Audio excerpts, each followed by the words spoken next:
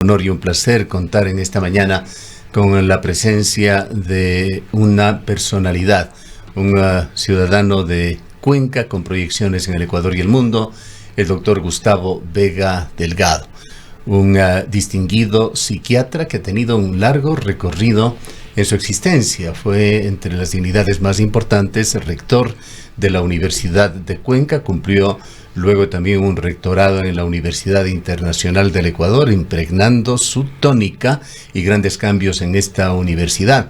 En lo político, una de sus máximas representaciones fue la presidencia del Consejo Nacional Electoral en una gravísima transición de Ecuador, cuando lo presidió Julio César Trujillo. Y Gustavo Vega es sobre todo un inquieto escolar y acaba de terminar otra de sus largas e importantes vivencias sobre las cuales nos va a comentar. Gustavo Vega, en aproximadamente los últimos 2 años, nos va a contar ya en detalle. Estuvo en varios países, Brasil, Marruecos, los Himalayas, Asia Central, Irán, indagando, conociendo sobre lo que es la materia de una tesis postdoctoral, así como la base para nuevas publicaciones que vendrán. Prepara una serie de estudios científicos sobre religiones, pensamiento sagrado y saberes espirituales. Tendremos mucho que hablar en muy poco tiempo, por lo que le damos la palabra a Gustavo, reiterándole nuestra bienvenida, que nos comente, comparta con los cuencanos sobre sus más recientes vivencias. Gracias, Gustavo. Gracias, Rosana. Un privilegio estar en Antena 1 y de vuelta al pie del Capulí, que se extraña, se tiene nostalgia. Saudade se dice en portugués y sobre todo en brasileño. Saudade, la nostalgia de la casa, del hogar.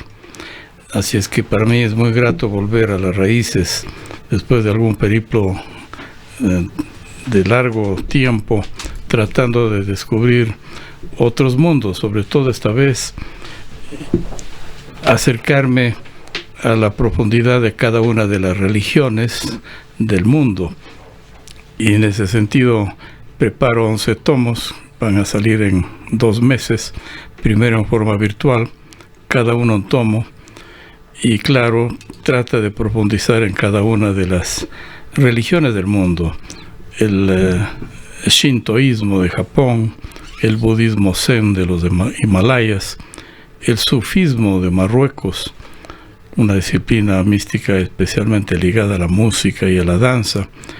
No he descuidado los saberes afroamericanos, y en Salvador de Bahía y en Puerto Rico hay una riqueza inmensa con los yoruba, los orisha, la Virgen de la Caridad del Cobre de Cuba, que es una especie de mixtificación tolerante entre cristianismo, África y la remota y extinta etnia, yo diría pueblo, lengua arahuaca y taína del Caribe. No hemos descuidado los saberes espirituales andinos, y yo diría muy cerca, muy vecino, cada uno de sus credos al panteísmo de Baruch de Spinoza. Los precolombinos son muy amantes de la naturaleza, la Pachamama, los Apus, Viracocha. Y claro, hombres de maíz, como dice el premio Nobel Miguel Ángel Asturias, basado en la tradición maya. Los hombres nacieron de la mazorca de maíz, un culto a la agricultura y a lo telúrico de las tierras americanas. Abya Yala, como la civilización cuna de las islas de Panamá lo dicen, tierra en plenitud de madurez. Es decir, este tiempo he dedicado un proceso muy lento y profundo a indagar sobre los saberes espirituales. Y en ese orden de cosas hay mucho que aprender, al tiempo que la religión quiere decir religare, reunir a los hombres.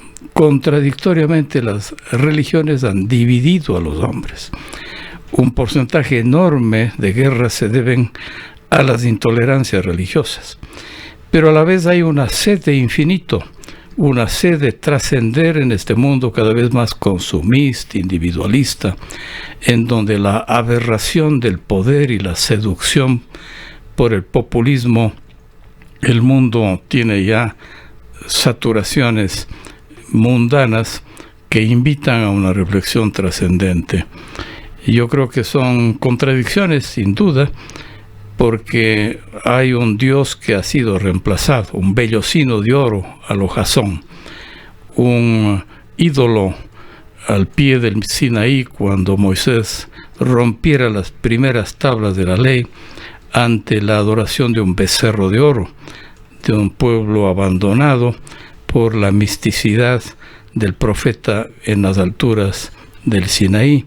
Pues ese Dios se llama dinero y es un Dios que ha reemplazado a lo metafísico de la dimensión espiritual. Gustavo, perdóneme que le interrumpa, vamos a seguir hablando, por supuesto, sobre los mismísimos temas, pero quizá vale la pena poner en contexto para nuestros oyentes sobre sus intereses, qué le ha llevado a esto, sobre un universo de temas que usted los domina, podía haber escogido, se decidió por las religiones.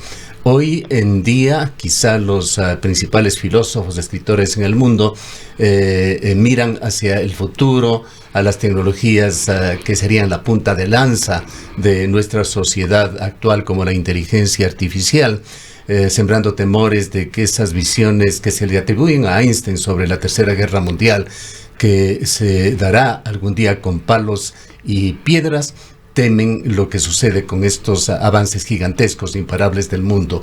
Usted se decantó por las religiones. Las religiones, sin duda, base de las culturas, pero consideradas también por algunos destacados políticos que han influido mucho en la humanidad, como el opio de los pueblos.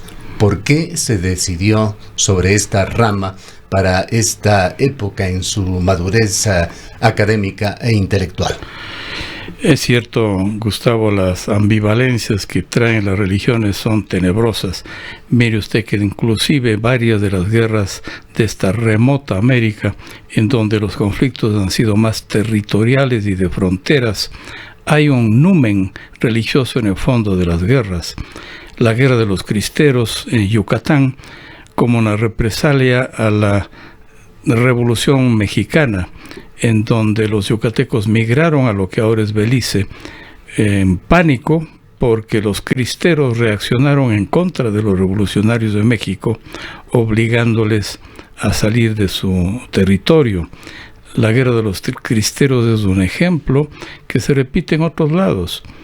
Yo diría que la mayor guerra civil en la historia del Ecuador, entre conservadores y liberales, las alfaradas, solo Cuenca ofreció en holocausto 4,000 víctimas por los excesos de esas luchas políticas. En el fondo, más allá de la situación de litigio conservador-liberal, y hacía un numen religioso, lo laico versus lo cristiano.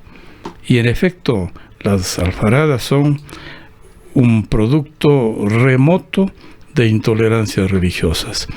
Me decanté por este tema en razón de que una transdisciplinaridad que ata distintas corrientes, la psiquiatría, la antropología, la historia, también la música, muchísimas de las corrientes espirituales unen la música como un núcleo duro de las religiones. Mire usted que en Salvador de Bahía, el candomblé y el capoeira son ritos en donde la gimnasia, la música y la danza están íntimamente ligadas a las religiones. Igual el sufismo en Marruecos, en la Ciudad Azul, en Chefchaouen, entra en un estado de trance en base de un baile en corro, en música, y claro, una visión trascendente a través de la misticidad islámica. Tenemos el prejuicio de que lo islámico puede ser intolerante y fanático, pero esos son grupos de exceso. Hay núcleos místicos en el islamismo extraordinarios. Por tanto, yo diría que me decanté por esta área en razón de que hay una sensación de fracaso en lo cotidiano de la vida. Este filósofo esloveno Zizek, que es un villano, es un escandaloso pensador, menciona que ha fracasado la izquierda, la derecha, la extrema derecha y la extrema izquierda. Y realmente es tan cierto eso que el mundo deviene en un mundo caótico, sin predicción hacia dónde se dirige, en una lucha de contrarios buscando una brújula que no la encuentra. Entonces creo yo que de alguna manera las religiones sirven para entender el trasfondo de los conflictos humanos de fondo, en donde la religión cubre un papel que no cubre la cotidianidad, cualquiera que sea este credo, pero a su vez la intransigencia de las religiones produce un fanatismo absorbente a tal extremo que decanta en guerras espantosas como lo que ocurre ahora en Gaza entre una versión islámica y una versión judía, religión judía, sea o no sea pues matizada por el cristianismo, en donde hay inquisiciones modernas a cada momento, hay cruzadas absurdas. Cuando los cristianos quisieron tomarse la Tierra Santa en 9 cruzadas distintas, y cuando la Inquisición sometió a la hoguera a medio mundo por no aceptar sus dogmas. Estuve en Polonia también para investigar el efecto de Copérnico en su teoría heliocéntrica en contra de la Biblia. Él y Galileo fueron sometidos a la Inquisición por defender que la Tierra no era el centro de los planetas ni del sistema solar. De tal suerte que sí, hay inquisiciones modernas. La Casa de las Idolatrías de las Américas fue un efecto de la Inquisición. Tengo un libro que está por aparecer que se llama así, Inquisición y Hechicería en la Colonia, en base de un estudio de archivos en la ciudad de Sevilla, en el Archivo General de Indias, y en los archivos eclesiásticos de La Tacunga y Portoviejo. La hechicería fue condenada por un cristianismo de excesos. Sin embargo, también el cristianismo tiene noblezas, como basta pasar revista a la biografía de Bartolomé de las Casas, quien apostó por los indios en contra de una visión racista de Occidente. Tanto que discutir sobre esto, Gustavo, es apasionante. Ahora, Gustavo, quizás es importante justamente esto porque la religión ha tenido históricamente una incidencia potente en la toma de decisiones políticas y también, por supuesto, en la toma de decisiones personales del ser humano. Es cierto. Hay un subconsciente de todo pueblo en donde yace una espiritualidad que a veces está dormida y otras veces estalla. La frase que mencionaba Gustavo hace un momento, la religión es el opio del pueblo, le pertenece, como recuerdan ustedes, a Carlos Marx.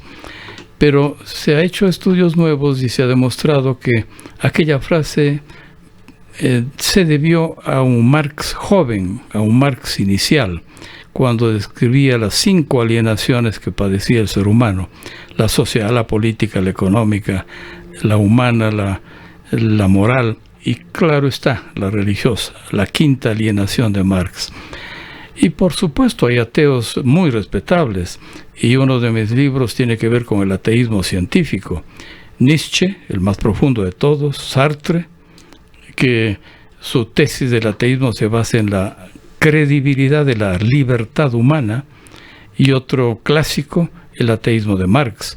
Son los 3 grandes ateísmos científicos, y hay que respetarlos, porque un sector muy amplio de la población o es agnóstica o es escéptica, quizá porque le ha frustrado en su vida cualquier credo religioso que por dogmático y cerrado ha producido una procesión de fallidos intentos de realización humana.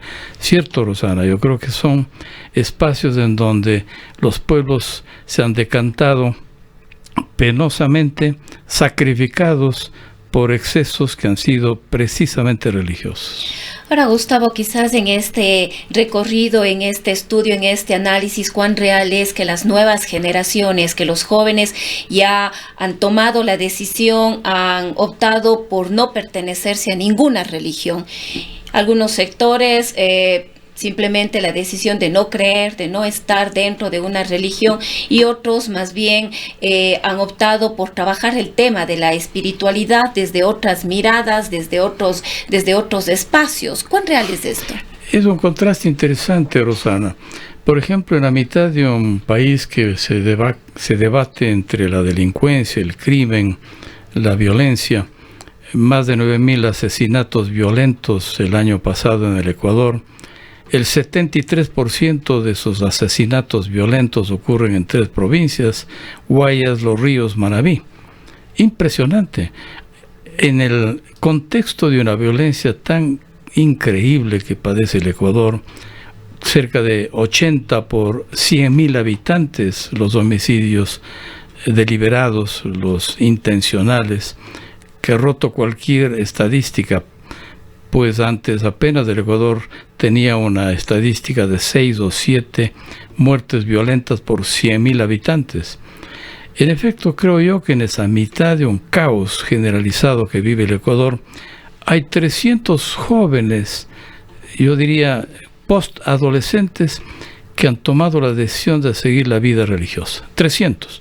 Hay documentación al respecto, hay una publicación reciente en la revista digital Diners que invito a leerlo, porque también son pruebas que hay un sector joven que siente apego por lo que significa la rebeldía contra la inmediatez.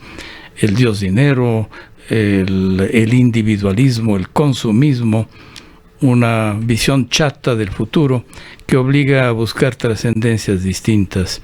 Creo yo que ese balance hay que respetarlo también. Quizás precisamente una sociedad en donde ha perdido el norte, no solamente económico y social, sino ha perdido el valor de la vida, base de lo que ocurre en un narcoestado como el nuestro, pues entiendo yo que este balance en contrapeso produce este tipo de adhesiones religiosas en la población joven. La investigación, Gustavo, es un tema de doble vía. El investigador va descubriendo, pero también se autotransforma. Quisiera preguntarle, en esta investigación en religiones, que aún debe ser una experiencia mucho más intensa, no solamente habrá descubierto realidades externas, sino también se habrá transformado usted como el investigador. ¿Cuáles fueron los aspectos más relevantes en lo que usted cree esta última experiencia ha incidido en su persona? Cierto, hay una frase de Sartre que dice: solo el hombre es cuando no es decir, cuando muere. Mientras tanto, cada uno es un devenir permanente. Cada día uno es diferente, en pro o en contra. Es una evolución que va generándose en base del destino diario de la vida. Una de las cosas que más impresiona es saber las fuentes de las religiones. Creemos en una visión cristiana que pues capitaliza el mundo americano, cristiana en cuanto a religión, pero también en cuanto a cultura. Segundo Moreno Llanes, un investigador interesante formado en la Universidad de Bonn, distingue cristianismo de cristiandad. Cristianismo es la religión, cristiandad es la cultura cristiana, y de alguna manera todos somos herederos de una cultura cristiana en América. Y pienso yo que a veces eso obstaculiza desentrañar el subsuelo de cada una de estas religiones que ahora parecen dominar nuestra vida cotidiana. Hay dos particularmente que me impresionan mucho, y en esta charla de confidencia y de antiguos amigos como son ustedes, puedo mencionarles, por ejemplo, que es impresionante el aporte en los saberes religiosos de Zaratustra, el zoroastrismo, y también de la religión egipcia. Aquello que está en la Biblia, de que el juicio final, que lo pinta muy bien Miguel Ángel en la Capilla Sixtina, que en el juicio final se le pregunta a quién ha pasado el Aqueronte, el río que separa la orilla de la vida y de la muerte. Se le pregunta nada más que 3 cosas para saber si salva o no su alma: si dio de comer al hambriento, si dio de beber al sediento, como en la primera premisa, si visitó al enfermo y si le dio una barca al peregrino. Son 3 preguntas que aseveran el pro o el contra de si esa alma salva o no el futuro de sí mismo. Si es que no cumplió ese triple principio, el alma tiene que peregrinar. Y en algunas religiones como el hinduismo tiene que ocupar otro cuerpo, la metempsicosis, la transmigración de las almas. Sin embargo, el numen de este concepto bíblico de dar de comer al hambriento, visitar al enfermo, acoger al peregrino, que ahora está de moda odiar a los migrantes. Y el Papa Francisco, sabio y muy perspicaz sobre estas enseñanzas, pidió a un artista que en la plaza de San Pedro se edifique una mega escultura maravillosa en honor al migrante. Y a la cabeza de los migrantes estaba José, María y el niño que migraron a Egipto precisamente, ¿no? Pues bien, el acoger al peregrino, tan poco de moda ahora en Estados Unidos, también en Chile y en otros lugares xenófobos, yo creo que es bueno saberlo. Ya está en la religión egipcia, y ya está en el zoroastrismo. Este Zaratustra que se imantó tanto Federico Nietzsche, que escribió un libro clásico que se llama Así hablaba Zaratustra. Este profeta que dio origen a las 3 grandes religiones monoteístas del mundo.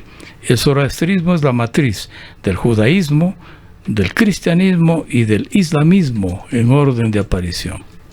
¿Usted se considera o se ha considerado un agnóstico? Más bien, en mi caso personal, me he decantado más por las vertientes de Baruch de Spinoza. Desde hace muchos años pienso, ya en lo personal, sin que esto sea un proselitismo, más afín a la concepción panteísta de Baruch de Spinoza. Y además lleva muy de la mano con la vertiente panteísta de las religiones amerindias, pues hay mucho de culto a la naturaleza en las religiones distintas de los pueblos previos a la conquista europea. Es una confidencia muy personal, por supuesto que no quiere ser exportable, pero el panteísmo también ha sido perseguido. Baruch de Spinoza tuvo que huir y decantó en su tesis sobre la ética confesiones respecto de cómo fue tan difícil sobrevivir en sus ancestros, precisamente judíos. Él tiene una raíz judía, su raíz está posiblemente en las raíces sefarditas de la península ibérica, y decantado finalmente en los Países Bajos, pudo tener un poco más de tolerancia. Pero no olvidemos que también el protestantismo tuvo excesos. Calvino obligaba a las viviendas que no tengan cortinas porque no podían ocultarse de nadie. Evitaba que las mujeres se maquillen porque era un pecado.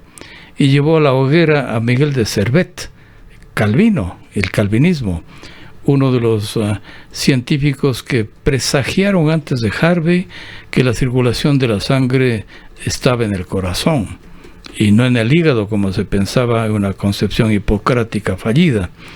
Pues sí, también el protestantismo excesivo ha tenido excesos, valga la redundancia y el pleonasmo, excesos abominables, que creo yo que es parte de una visión chata cuando se quiere hacer de una religión la fuente única de la verdad. Quisiera preguntarle también sobre un fenómeno que no es exclusivamente norteamericano, pero que en algunas, o sudamericano, pero que en algunos lugares del mundo, Centroamérica, Sudamérica, Norteamérica, se lo vive muy intensamente. Estamos pensando en Chiapas, por ejemplo, y su sincretismo que usted debe conocerlo. Quisiera que nos comente su visión sobre una manifestación de sincretismo muy propia, muy nuestra, las limpias. Cierto. Es impresionante cómo las religiones confluyen y a veces del esclavismo que se vuelve subconsciente decanta en una especie de misticismo religioso. Pude observar precisamente en el caso de Salvador de Bahía expresiones sincréticas en donde las deidades Yoruba y Orisha son muy próximas a los santos y los profetas, los mayores y los menores de la religión judeo-cristiana. Se parecen con nombres distintos, pero claro, a su vez hay aportes muy propios de América. Por ejemplo, Tlaloc el dios de la guerra y del fuego en el caso de la concepción azteca, ¿no? Pero también hay cómo hacer ciencia comparada. Heráclito, el filósofo presocrático, pensaba que el fuego es el dios. Tales de Mileto consideraba el arjé del universo en el agua. Anaxímenes, Anaximandro pensaban que la tierra y el aire.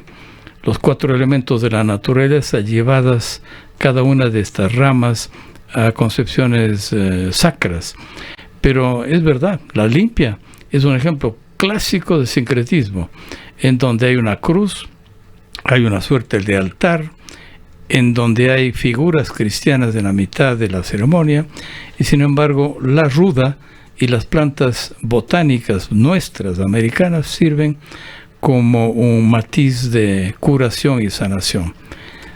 Cuando usted visita en Bolivia, Potosí, la gente que ingresa masticando coca a los socavones, brindan una botella de alcohol y un poco de tabaco y las hojas de coca al concepto de un demonio andino, algo así como el diablo Uma de la tradición andina clásica, para que le salve ese día de que algún socavón socave su existencia. Pues es un rito, yo diría místico, en donde de por medio está el diablo cristiano, pero también la ablución, el exorcismo, la petición de que evite su muerte. Las limpias, el susto y el espanto, el mal de ojo, que entre paréntesis viene del mundo árabe, no del mundo precisamente ibérico, viene de la aportación árabe durante 800 años en España. El mal ojo es una concepción árabe que se exporta a España y luego a América, y que está tratado con una pequeña cobalonga, con una cinta roja. Concepciones míticas, mágicas, pero a la vez de un sincretismo cristiano único. Insisto en la Virgen de la Caridad del Cobre, que es una deidad interesante en Cuba. La Virgen María, navegando con 3 sujetos en su pequeña barca. Primero, un indio, taíno. Segundo, un blanco europeo. Y tercero, un negro africano, símbolo de la tolerancia. Y a pesar de un clima al principio muy hostil del régimen castrista en contra de la religión en Cuba, pues la religión en Cuba es un subconsciente que renace, que se multiplica a pesar de la persecución, y este rato nadie podría oponerse a un concepto religioso profundo de la mentalidad cubana. Y la Virgen de la Caridad del Cobre, que es un símbolo especialísimo en La Habana y en toda la isla, es un producto en donde África, Europa y la América indígena están presentes a través de un rito que no es solo cristiano. Cuando conversamos hace muy pocos días, Gustavo, para concretar justamente este diálogo tan interesante, usted me dijo algo así que nos iba a contar sobre su abducción. ¿Tuvo realmente esta experiencia reciente suya, algunos matices de una abducción? Y si es que es así, ¿cuánto le ha costado a usted aterrizar, por decirlo de alguna manera, en las crudas realidades de Ecuador? Ciertamente, es una especie de contraste súbito cuando uno regresa y se topa con realidades cotidianas que sin embargo son muy respetables y vitales. Sí, hay en efecto transformaciones. Recuerdo siempre la frase de Derrida, que no hay construcción ni destrucción, que lo que hay es deconstrucción, y para poder aprender hay que quemar lo negativo que uno trae como lastre, quemarlo, y pues claro, estar con la mente abierta a captar nuevos bríos, oxígenos y saberes. Hay que quemar parte de la vida previa, quemar la paja y quedarse con el trigo, con el grano. Creo yo que este es un presagio persistente que todos debemos saber, porque si no aprovechamos las innovaciones que la vida nos da, caemos en otra forma de fanatismo y yo diría de de dogmatismo en cuanto a lo que significa no solamente la teoría, sino la práctica. Muchas cosas profundas se aprende de la vida, y a veces viajando, que es una verdadera universidad, tan apabullante que en pocos días se aprende lo que a veces no se lleva a cabo semanas, meses o años de estudio teórico. Mucho que hacer para curar nuestras fallas previas, enmendarlas y estar abierto a quemar lo negativo del pasado y abrirse espacio a lo nuevo que puede realmente seguirse aprendiendo. Sobre el Ecuador de hoy, Gustavo, mucho se habla, mucho se comenta, mucho se diagnostica. Uno de los criterios es de que el país tiene que trabajar en el ámbito social y tiene que trabajar fundamentalmente en la educación. Y con esto quisiera proponerle hablar sobre uno de los grandes misterios de la ciencia que se ha debatido desde remotas épocas y se lo hace ahora. ¿Qué es lo que predomina en una persona? ¿Sus genes o el ambiente? ¿En qué medida interactúan estos dos factores que podrían trasladarse no solamente a una persona, sino a una sociedad? Su visión sobre la educación y la forma de ser, esas señas de identidad de los ecuatorianos. Es un tema muy lindo que ya se apasionó muchísimo Jorge Enrique Adum. También otros científicos han hecho ensayos sobre lo que es la esencia identitaria ecuatoriana. Ecuador Señas Particulares se llama la obra de Jorge Enrique Adum. Pero hay escritores en la colonia que exploran a este Ecuador primigenio, cuando todavía su nombre de Ecuador no aparecía. Pues en efecto, yo creo que hay tantas cosas que dan todavía una identidad en construcción para el Ecuador. Si hubiese ganado la mar sobre Sucre, Cuenca hubiera sido parte del Perú. Sin duda, los consejos al pasado son imposibles, dado que Lamar, nacido en Cuenca, primer presidente del Perú, perdiera en la batalla de Tarqui, hizo que perteneciéramos a esta especie de yo diría, bisagra entre los dos extremos desarrollados de América, el virreinato del Perú y el virreinato de México. Y como los Borbones iban perdiendo terreno al momento de la independencia, crearon abruptamente el virreinato del Río de la Plata y el de Nueva Granada para mantenerse en el poder, cuando ya Túpac Amaru o Túpac Katari habían hecho su revuelta en los altiplanos de Bolivia y Perú. Se venía la independencia en forma inexorable y los Borbones tenían que cambiar la estrategia. Pero nosotros como Ecuador estuvimos presos entre el virreinato de México y el del Perú.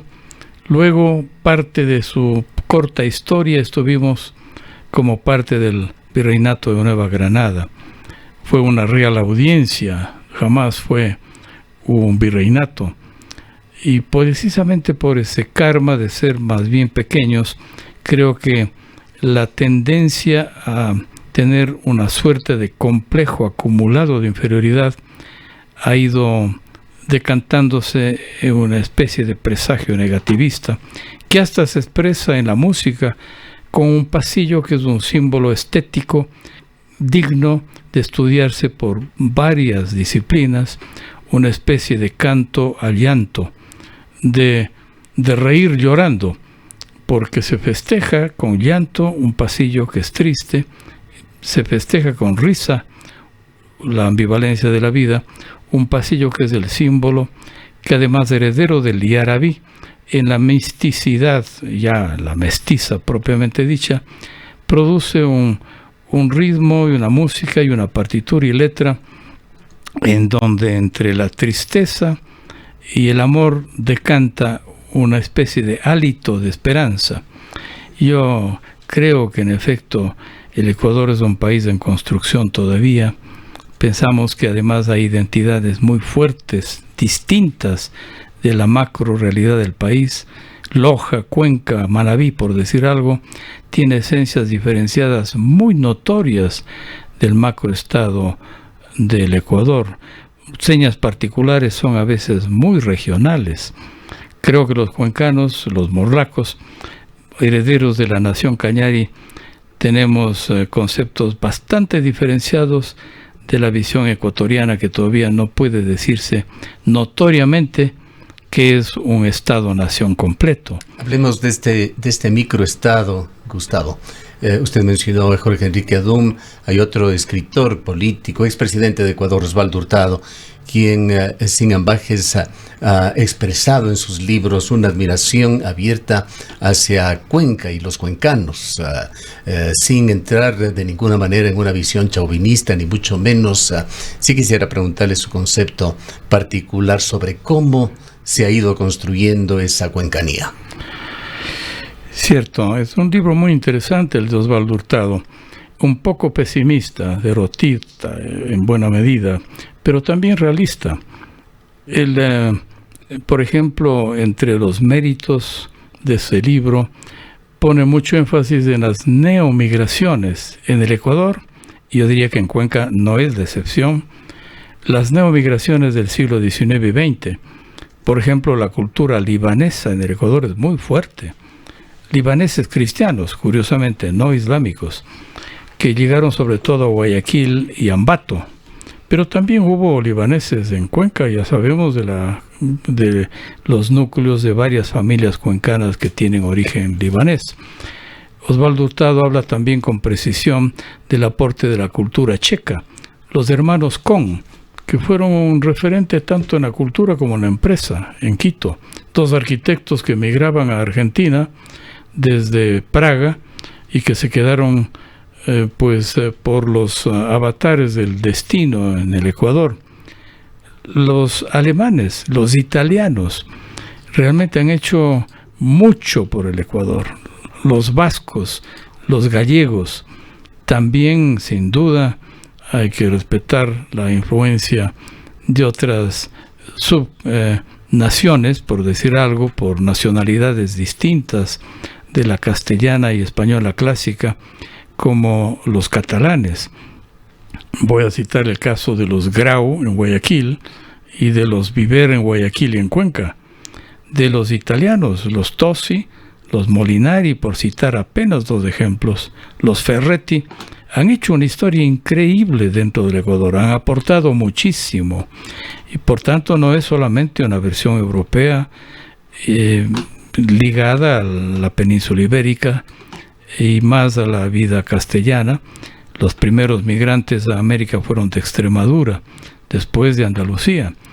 Pero pues claro, en el caso particular del Ecuador también la afluencia china es interesante, mucho más en el Perú. Claro, los japoneses y chinos hicieron del Perú increíblemente potente, por ejemplo en la gastronomía.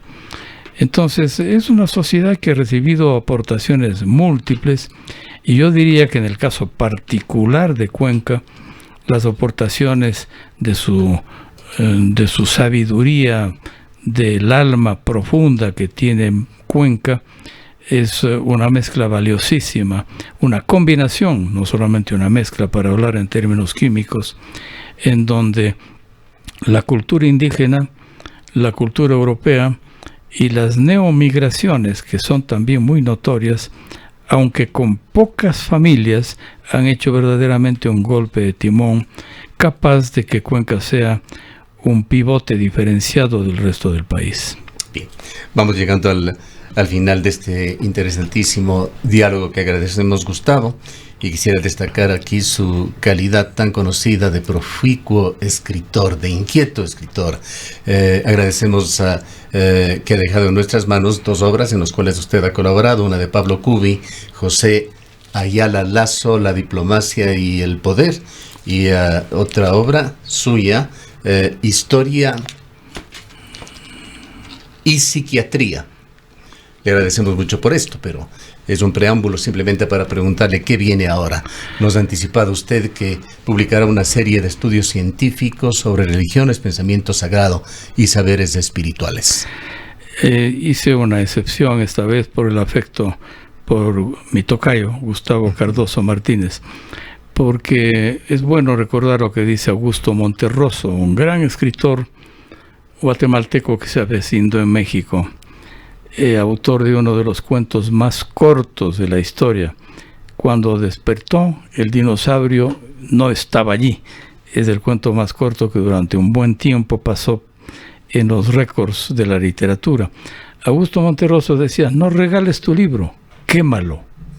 Yo digo que ahora estoy haciendo una excepción, a pesar de que uno sabe que lo escrito siempre son cosas relativas, en donde uno descubre luego cosas absurdas que ha puesto en el papel, y es bueno ser hipercrítico de lo que uno ha producido. No puede haber una visión narcisista. Sin embargo, sí es interesante mencionar que está en el horno, ya pues con levadura suficiente y con buen fuego, unas 3 contribuciones de mi parte. Un libro que se llama La Inquisición y la Hechicería en la Colonia, una investigación de archivos de Sevilla, de La Tacunga y de Portoviejo. Un segundo libro que debe seguir la tónica de un autor polaco que ganó el premio Nobel en 1908, que se llama Quo Vadis. Se llevó 5 veces al cine. Tal vez usted lo vio, alguna de las versiones cinematográficas. Recuerdos de la niñez. Muy lindas obras. Pues en base de la obra del polaco premio Nobel 1908, Quo Vadis. Se llama así en base de la frase bíblica de Jesús alentando a Pedro que regrese a Roma, que se fugaba de Nerón. Pues se llama Quo Vadis porque es una especie de pregunta: ¿a dónde va la cultura y la educación superior? Estos 2 libros están listos. En cuestión de pocas semanas vamos a hacerle un lanzamiento en Quito y Guayaquil, y espero que también en Cuenca. Y otro que está en la lista inmediata de espera, los 11 tomos, cerca de 1000 páginas, que son el producto de las observaciones de este año, 8 meses que he estado de trotamundos, buscando profundizar en las religiones, los saberes espirituales y el pensamiento sagrado del mundo. Son 11 tomos, cada uno tiene un título distinto, y esto quizás en 2 o 3 meses va a terminarse. El doctor Juan Cordero Íñiguez, que es una personalidad robusta de la cultura nacional, uno de los investigadores más proficuos, me entregó ya su prólogo. El profesor griego que se avecindó en Latinoamérica, Estafios, me ofreció un comentario escrito estupendo, y también un pastor luterano ecuménico, suizo-alemán, Felipe Adolf, me está entregando un comentario escrito, de tal suerte que esos 11 tomos saldrán en cuestión de 2 o 3 meses. Penosamente todavía vamos a hacerlo en edición virtual, y estoy golpeando puertas en varias universidades, sobre todo de Europa. Una de ellas la Antonio de Nebrija, la Camilo José Cela, la Alcalá de Henares y la Católica de Ávila, que han manifestado su respaldo a ponerlo en una cajita, ¿no? Como aquel libro que acabo de encontrarle, propicio para dejarlo en sus manos, una cajita que vayan esos 11 tomos para la meditación de quienes se interesen en este tema. Mire usted que cada tomo tiene un título diferente. Uno de ellos, uno solo, tiene el título del Diablo, el alter ego de Dios. Hay tanta cosa sobre esto. Liszt tiene una obra maravillosa que se llama Mefisto, el compositor húngaro Mefisto. Giovanni Papini tiene una obra que le valió la excomunión de la Iglesia Católica intolerante en ese tiempo, que se llama El Diablo, escrito por Papini. Y claro, Clemente Orozco tiene un mural maravilloso, El Diablo en la Iglesia. Y Botero, Fernando Botero, el artista colombiano, tiene sus diablitos con cierta carga de calorías y gordito, como él acostumbra poner en sus obras ya de identidad propia. El diablo tiene toda una concepción a ser estudiada. No olvidemos a Goethe en su obra clásica, El Doctor Fausto, que vendió su alma al diablo, a Mefistófeles, para salvar su fama, de tal suerte que lecturas sobre el demonio, lo satánico, lo mefistofélico, que además habita dentro de nosotros, no es que está afuera. El diablo está dentro.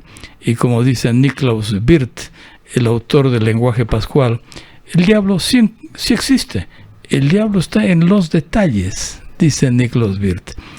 Pues un tomo tiene que ver con el alter ego de Dios, que es el demonio, el diablo, que es una fantasía interna que es sin embargo sumamente real. Eso será parte de esos 11 tomos.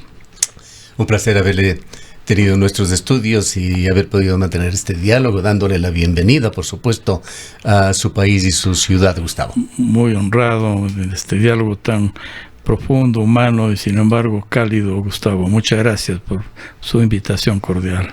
Declaraciones del doctor Gustavo Vega Delgado, psiquiatra, fue rector de la Universidad de Cuenca y tiene una amplia vida pública.